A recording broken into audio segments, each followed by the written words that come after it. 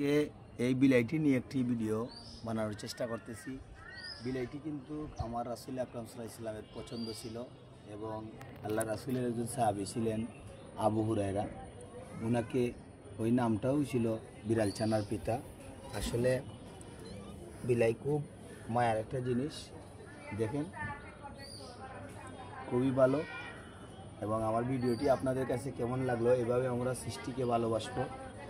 আর বিশেষ করে বিলাই আমাদের অনেক উপকারী।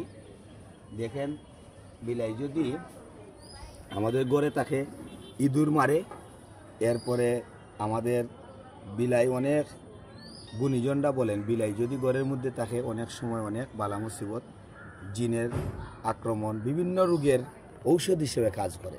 তাই আমরা বিলাইকে ভালোবাসবো সৃষ্টি হিসেবে। এতটুকুই আমার কথা ছিল, কারণ সৃষ্টিকে মহব্বত করা ছাড়া স্রষ্টাকে মিলে না।